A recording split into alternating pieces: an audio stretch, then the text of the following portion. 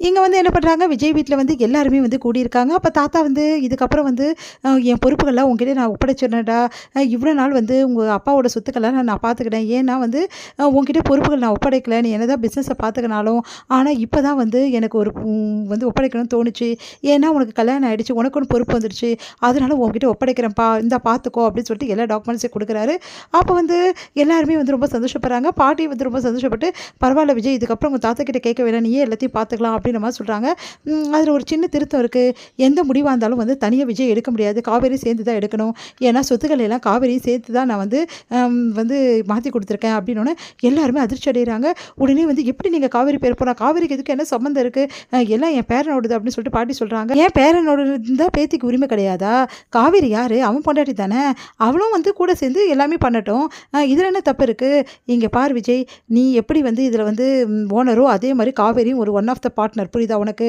அதனால் 2 பேரும் சேர்ந்து அந்த பிஸ்னஸையும் பார்த்துக்கணும், இந்த வீட்டையும் நீங்கள் பார்த்துக்கணும். உங்கள் 2 பேர்கிட்ட எல்லா பொறுப்பையும் நான் ஒப்படைச்சிருக்கேன். என்னம்மா காவேரி, உனக்கு சந்தோஷமா இல்லையா அப்படின்னோடனே, தாத்தா அது வந்து தாத்தா எனக்கு என்ன தாத்தா தெரியும், அவரே பார்த்துக்கிட்டோம் எல்லாமே, நான் என்ன பண்ண போகிறேன், என் பேர் எதுக்கு தாத்தா சேர்த்திங்க அப்படின்னோடனே, இங்கே பாருமா, தாத்தாக்கு தெரியாத நல்லது கெட்டது, நான் சொல்கிற மாதிரி நீ கேளுமா அப்படின்னு சொன்னோன்னே விஜய் வந்து செமைய டென்ஷன். என்ன தாத்தா இப்படி பண்ணி வச்சுருக்கீங்க, அவளுக்கு என்ன தெரியும், இங்கே பாருறா அவளுக்கும் எல்லாமே தெரியும், புரியுதா?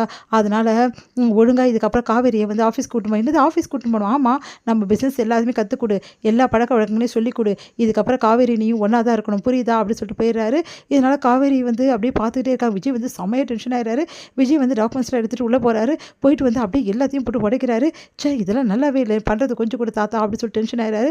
அப்போ காவேரி வராங்க.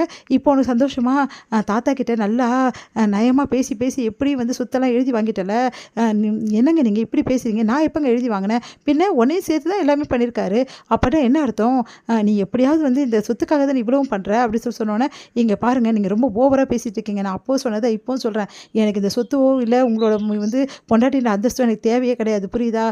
இன்னும் ஒரு 10 மாதம் தான் நான் போயிட்டே இருக்க போகிறேன், அதுக்கப்புறம் எனக்கு எந்த பிரச்சனையுமே கிடையாது, நீங்கள் எங்கே கையெழுத்து போடணும்னு சொல்லுங்கள், நான் போட்டு கொடுத்துட்டு போயிட்டே இருக்கேன், புரியுதா?